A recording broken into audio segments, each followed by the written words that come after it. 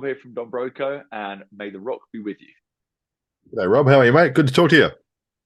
Yeah, good man. How are you? I'm excellent. Thank you. Welcome to May the Rock Be With You. It's a pleasure. I love your band. I'm just going to say straight off the top of the bat. Oh, dude, thank you. Thanks so Excellent. much. Mate, the best thing is you are heading back to Australia. It's very, very exciting next month. Now, for someone, including myself, I've never seen you guys live. What can people expect when they come to a Don Broco show? Um, I mean, it's a pretty high energy affair, I'd say. Yeah,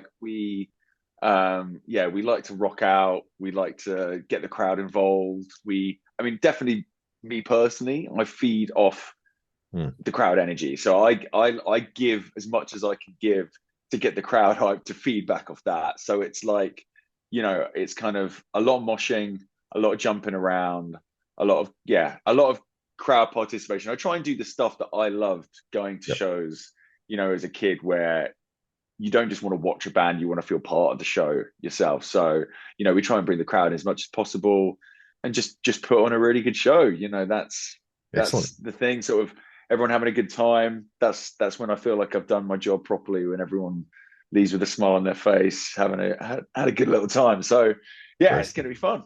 Excellent. Can't wait. Now, since you've been able to again, you've been out touring a lot and you've done arena shows with huge bands. You've played Royal Albert Hall. You've been heading to the States, to Europe. Your music to me feels like it was written to be played live. How important is that when you're writing? Do you foresee that, thinking this will go off at the show? Yeah, so that's something we kind of brought in on the last few albums. Mm, I think the first two records we weren't ever really considering that, and it was only after we played like a lot more shows that you kind of just you work out as a person on stage what is like making the crowd, yeah. what's the making the crowd go nuts, which is making us have a good time performing the songs. And it's definitely something that then we definitely took way more way more precedent within the tunes. You still write a song to be the best song it can be, but definitely with technology and amazing things, it was like, you just visualize how will this go off Mm, in an arena, at a show, like what is going to get people hyped and get us hyped in the process. So, yeah. I think like bringing the riffs in, bringing the build ups, the breakdowns, like all that sort of thing, that on the first two records, we were kind of sometimes shying away from because we felt it was almost like too easy a trick. It can be sometimes we never like doing things in like a super obvious way. If we're bringing something in, we want to take people by surprise, or bring our own stamp on it. And the latest records, it was like, how can we do that while also just giving the crowd those moments that you want to feel when you're at a show. Yeah, I'm a huge fan of a random key change, and there's one that just popped in one of the times like that's really good. But Yeah, I mean, we wanted to do a key change for so long, and we yeah, hadn't, because again, you can't do that every album, you can't do that every song. yeah, But like when it happens and it works, yeah. there's just something so undeniable about the sort of almost like that 80s power behind it, where you're like, That's what I yeah, do. That's it what I feels love. great. Now, your Australian fans, they're pretty passionate. And there was a story that came out recently about a lady that went over to London to see you guys, which was phenomenal. How do your Aussie fans rank up there in Don Broco fandom? Very highly. So yeah, the first time, the only time we've been to Australia so far in our career, it was like just like it was kind of like the UK shows, which are where we're from. Mm, It's where we built our fan base. They're probably the most excitable crowds we'd had up until that point. And then the Australians just took it to that extra level of bringing that sort of UK energy, because the UK is great. There's no denying it. Like like when people are aghast for a show, they go hard. And mm. Australia just had that, but like tenfold. I think people were even more hyper, probably a little bit drunker, and it just created this incredible energy in the room. So Awesome. yeah, we're excited to experience that again. Yeah, I can't wait. Now, in terms of new music, we had amazing things in 2021. The single Fingernails that was released last year, about a year ago, actually. You seem to work on a 3-year album cycle. Are there plans for more new music in the near future, or do we have to wait until 2024?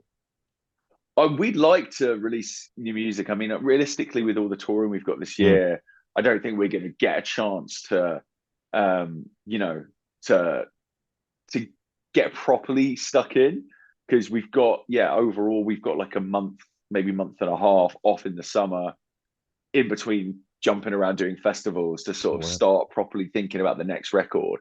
But we like, we don't like sitting around. So, any music that we do write that we think, we could turn around quickly, we'll probably put out. It's kind of, we get really impatient and get like, if we haven't released anything, you know, by the end of like this year, I think we'll be super bummed. Mm, So if we can get some new music as soon as it's ready, there's nothing more exciting for us than as soon as a track's done, getting out as quick as possible. yeah. Like I get you have to wait, when until the whole album's done sometimes, or you want this body of work to present and figure out a plan, and that's kind of what the label's like. But there's something super exciting for us, when you've got it done. It's horrible to put that aside and think, okay, this is going to come out in half a year or a year. We just want Mm. it out. So, I'd love to have new music out this year for sure. Okay, well, hopefully. Now, one of the best things about the band, in my opinion, is your music videos. They are just next level. What's the process like planning out the concepts? And it's sometimes like cinematic, like visuals, like they're masterpieces. They really are. Thanks. Yeah. It's really just it's a collaboration with the directors. We usually have an idea, we have a vibe of what we want to do. We'll kind of see who's around that we like their style, and we kind of, there's a few directors that we like working with again and again because they get the idea.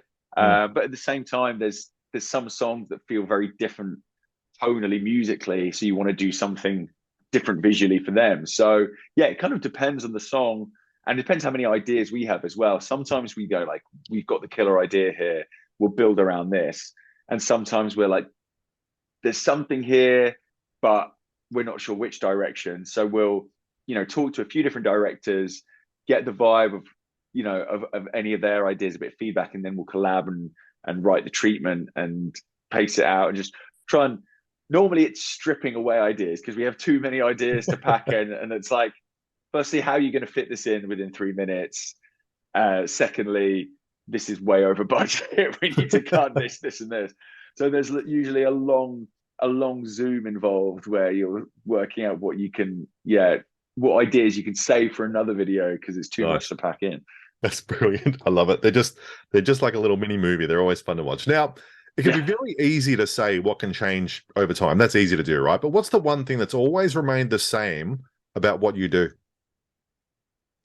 Um, Probably the length it takes us to write albums. 3 years.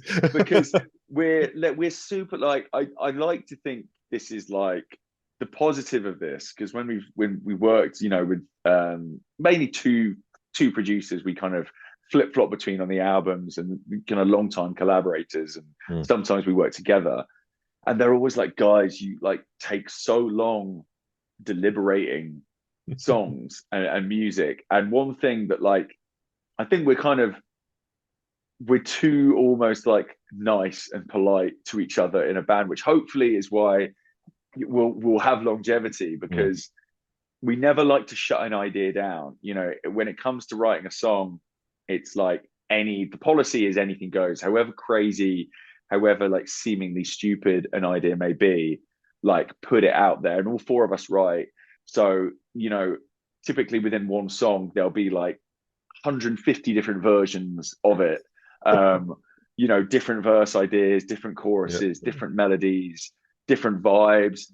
Um, and if anyone believes in their idea just a little bit, you kind of want to see it through in case there's some magic in it. So we normally end up kind of going quite far sometimes in a lot of these different versions before we then decide, no, this isn't working, and go back. Wow. So that every album we've written, it's taken that long to do because every song has a million ideas that could potentially go in it.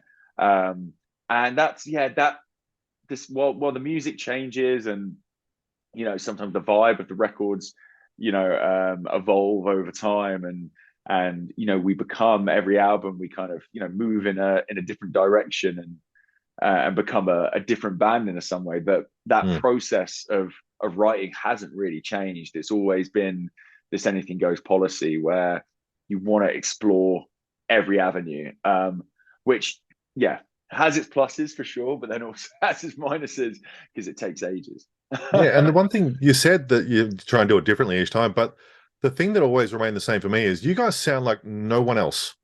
You know what I mean? Like, I can't pinpoint anyone that sort of sounds similar to you guys. There's a number of different aspects, but you are standing alone as Don Broco. It's amazing. That's awesome. That's really nice to hear, and that kind of that definitely gives us confidence when people say that, because that's what we've tried to do. That's the kind of the one thing that has been almost the go-to in every album we've written. It's like, as long as it sounds different, so as long as the finished result is something that no other band would do, and ideally sounds different to something we've done as well. We never want to write the same song twice completely. That's usually the only parameter, but like it doesn't always come easily. Sometimes you do have to, you write like what we think could be a great song, but it sounds like another band could have done it, and then it we have to find a way of making it our own. So, and that's the thing. I think all my favorite bands are bands that have really carved out their own identity and carved their own path. So that's whichever direction we go in from album to album, as long as we're doing that, it feels like we're doing something right. Yep, excellent. Now, you talk about writing songs and not trying to sound like other people, but I like asking that question of, I wish I wrote it. So is there one song in the world that you wish you'd written, and what is that? Wow, good question. Very good question. I mean, probably the song that comes to mind, because we were just talking about it the other day, which is a song that gets just rinsed everywhere. Well, every rock club. I mean, I've seen it played. I'm talking about Chop Suey by System of a Down, by the way, Yeah. because we played it. We always have it as our pre-show playlist, before we go on stage. It's one of the songs we do, and it's just a song that like feels so effortless, feels so emotionally epic. Like the chorus just is so, just it kind of just lifts you. Yeah, it's so erratic and like experimental and original, and still feels so fresh after all these years. And System of a Down, one of our favorite bands, and it's become just like a classic song outside. It's jumped off this despite being such a heavy rock song, it's become a song that everyone knows, whether you're a rock fan or not, without compromising any of its artistic integrity or heaviness or weirdness. It's just incredible. It's all the above. And it's like, it's amazing, and it still sounds so good. What other songs of that era, because obviously it came out within that kind of new metal wave. Other songs can sound of the time and dated. It's still it transcends that. And to fit in so much within one song, is a really hard thing to do. And we try to do that a lot of the time ourselves, with varying results. So like to have a song that just speaks to so many people on so many levels is just insane. So I definitely say that's a big one. All right, a couple of quick questions. Let's bounce this off, because your last album was called Amazing Things, obviously. So 2 questions from this. What is the most amazing thing you've ever seen in your life? Oh wow. Oh, good question. It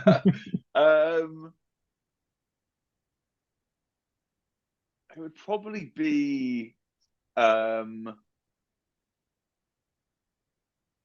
I'm trying to think like outside of usual kind of band band world. It would probably be something. I mean, it would yeah, something, there's been a few times where, we've got to like relax and do things on tour where like usually a day off where, and we don't do this often as well, which is probably kind of why it feels so special. I wish we did this more, where we get to like, we do enjoy just like a country walk, and we'll go and we'll climb a mountain or do something touristy. Nice. And there's been a few times where, it sounds pretty, maybe sounds kind of lame, but we'll just like go up and watch a sunset and really appreciate, nature for what it is. And Mm. like, we're not, I wish we did this more, because every time you do it, you're like, this is amazing. Why don't we make this part of our tour schedule? But it's usually like every few years, someone will be like, let's go for a walk. But like, okay, there's nothing else to do in the city. And Mm. you're like, this is insane. And you'll just get there and you'll breathe it in. And I think as well, like where we're from in the UK, there's not so many mountains and hills and things like that. Yep. I'm even like remembering the last time we were in Australia, we had a few days after the festival, and like you guys have this a lot. I mean, I'm not saying everyone in Australia is constantly going for beautiful mountain walks, because you tend to when you live there, and it's like it's an hour's drive. That's kind of far. We're not going to do Yeah. that. No. But yeah, we got to experience some of that last time in Australia, and so I'm Lovely. hoping we get a few moments of that, because it's just you get caught up in the world and the grind and the hustle. So to take yourself away from that, those moments are like really special. Yeah. Awesome. And secondly, what is your favorite Bruce Willis movie? Oh, so many I know. good films. Mm. I so like, just because it's kind of like an underloved, I think, like modern classic is Looper. Oh, Um, I was hoping you said I it love that movie. like it's between Looper and Fifth Element. Like for me, Fifth Element has, for me, that's like my favorite nostalgic Bruce Willis movie. Like it's Nice. got so many like childhood memories attached to that. Watching it in the cinema with my family. Mm. I've got this like, it was my little brother was first born. Um, he was probably too young. I don't know how old babies have to be, but I remember like being in the cinema with my mum and my little brother, like as a newborn baby there watching it, and like it was like a full family cinema trip. That's And my awesome. little brother's just like breastfeeding from my mum the whole time to keep him quiet. My mum was done in after that movie, but like us coming away being like, that was awesome. And we watched it again like last Christmas as a family. So it's got those family movies of it's got the action, it's got the sci-fi, it's got the humor, like the Luc Besson just crazy, like, just the visuals are just like insane. But Oh, then so good. Looper's just like a modern sci-fi classic as well. It is. So I don't yeah. know how you made that video, but it's phenomenal. I don't know how we still got away with it. Like I'm surprised it hasn't been taken down yet. But yeah, that was definitely a homage to all our classic, Yeah, our favorite Bruce Willis movies, and very good. managed to fit it all in, and hasn't been removed from YouTube yet. So That's the way. thank Nice one. you, thank you, movie studios. Now, lastly, let's look ahead to the future. I like to do this with people with a prediction. I want you to finish this sentence for me. By the end of 2023, Don Broco will. Hopefully play Australia. I hope so. It's next month, Because man. it's next month. Like I can't. Every time you over the last few years, I think I saw this PTSD of like, you know COVID ruining Mm, things. But that's out of the way now. No, I'd like to think, by the end of 2023, we would have really capped off like, this year in Star. I think this is the probably the final year of like this era of amazing things, and mm. it was an album that really got us through so much, like, so much uncertainty over lockdown and just weirdness, and it gave us, we were very grateful writing it, that it kind of gave us purpose over that time when no one knew what was happening, and we were so lucky to be in that writing zone anyway. and actually have something to focus on, because not everyone has that. Not everyone has a hobby to pour themselves into. Not everyone had a job they could put themselves into, completely. So we were really lucky to have that outlet, and it's kind of, it's just been really gratifying over the last few years to actually finally play it to people, and go to cool places and play it across the world. And this will be the last year. We're going, after Australia, we're going back to the States, and we're going to be doing a few more festivals and stuff in around the world. So it's nice to kind of cap things off on such a high. Great stuff, man. That's very exciting. Rob, thank you so much for your time, man. That was an absolute pleasure to talk to you. No worries, man. Thanks for having me. Cheers. Can't wait to see you in Sydney, man. I'm looking forward to the show like you would not believe. Oh, wicked. Thanks, buddy. I'll see you then. Bye. Cheers, man. Bye. Bye.